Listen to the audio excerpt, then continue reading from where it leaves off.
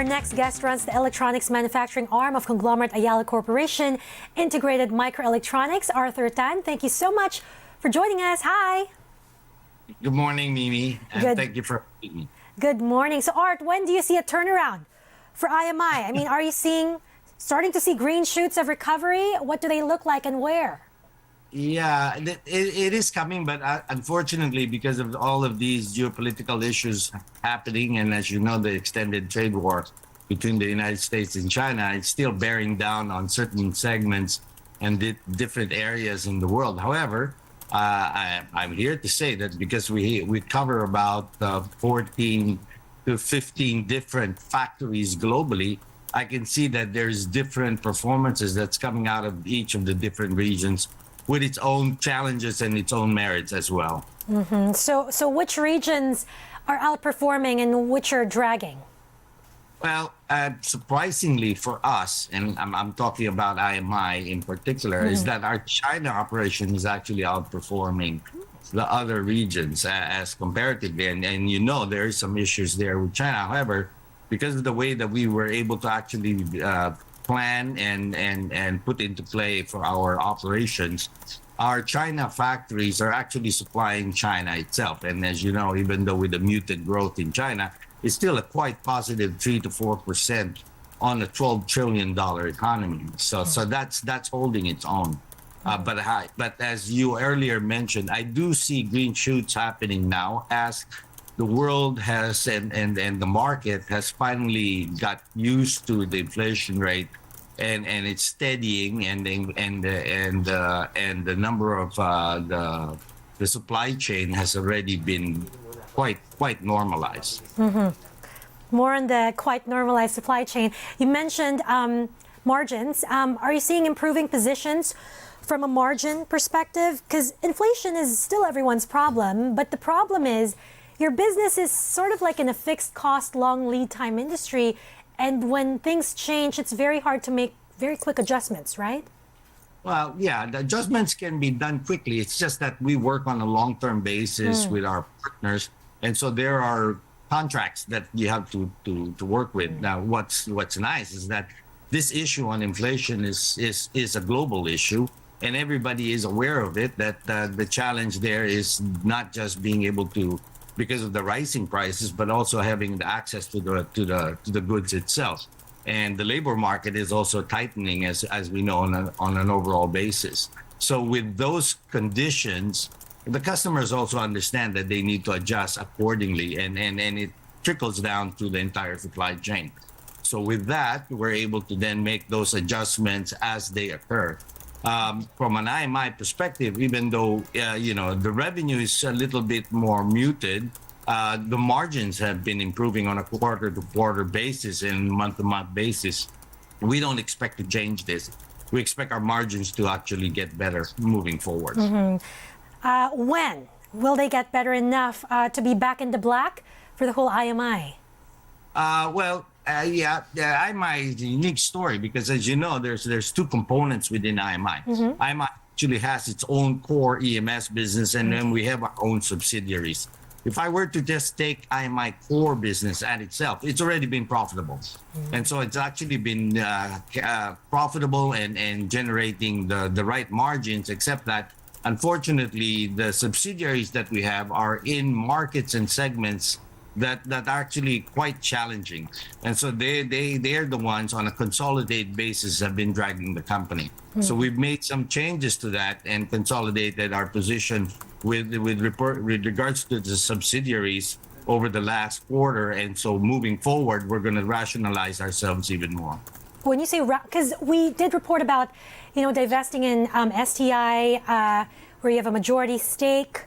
You did take a loss from that sale. With more coming? Is there more coming when you say rationalize some more?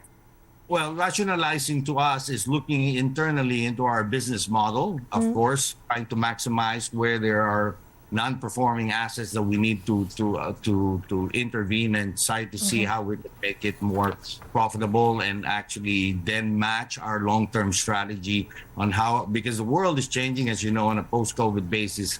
And also the consumer market itself is changing from a very high goods oriented market to now going back to a more normal services and goods market.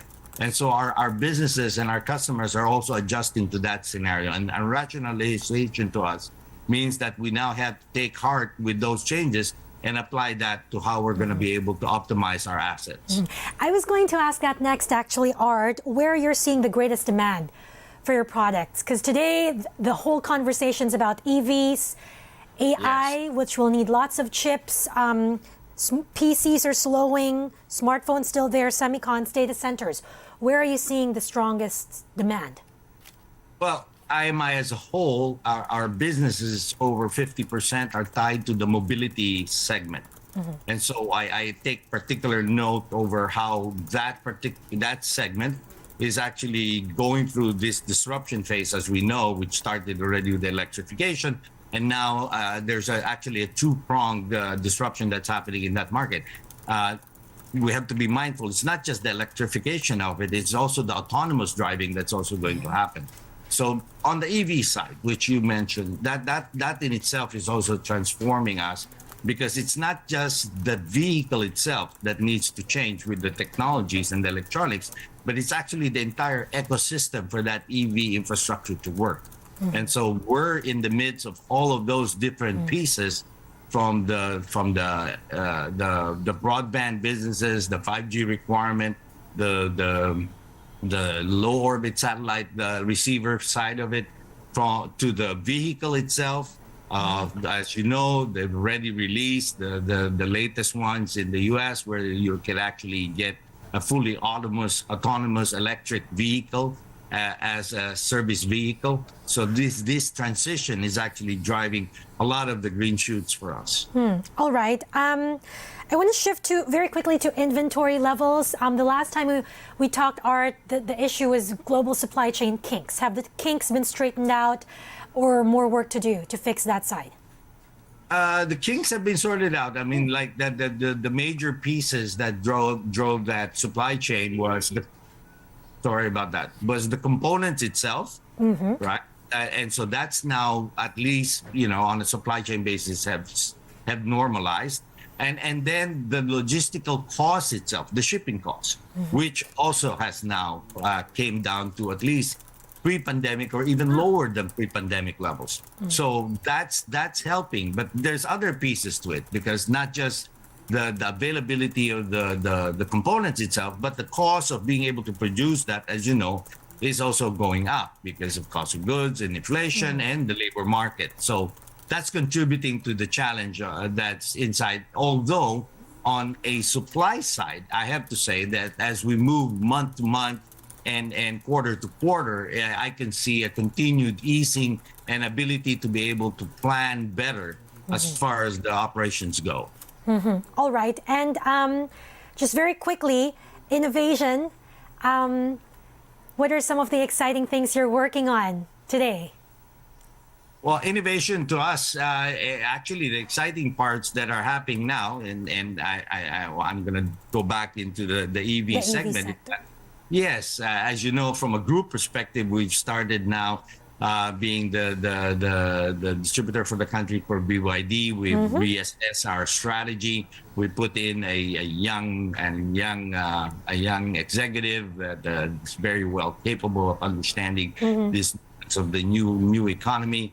We're backing that off with all the capabilities, the knowledge that we have in terms of the charging systems, the options of being able to put the different feature sets inside the vehicle, and the charging infrastructure that's necessary in order to deploy that properly. So we're putting all of that together and driving that for the country.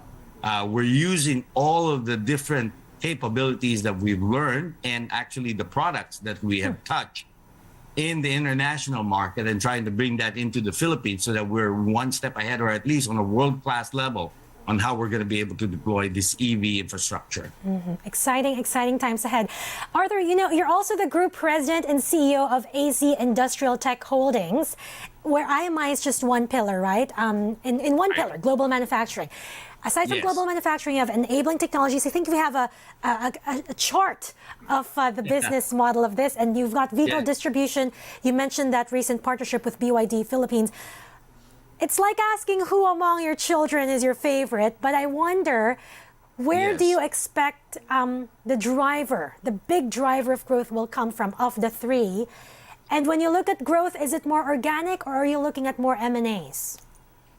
Well, there's two real drivers here that we have to look at it. Now the four-wheel business is definitely a large part of that driver network, which we have just retooled, and now Jaime Alfonso is running that to drive to make it part of our EV strategy, right? So that's a major future Okay. bucket that we're looking at as a pillar to drive the overall business. The other side of it that balances that is the IMI side, which we talked about, and we're using what the global market is going in and the transition that is going to, and the electrification of that particular global market. And we see IMI very much in the middle of that. And so those two are the ones that we're looking at to completely drive that. One is IMI from a global perspective, and then of course the four-wheel business here that's already recovered, and that's to drive the domestic businesses that we have. So those are the two main ones.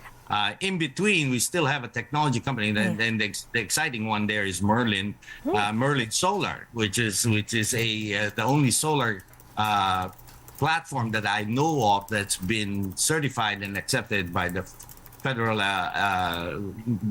motor vehicle safety standards to be applied on a vehicle itself, so we can range extend the EV cars if possible using Merlin solar panels.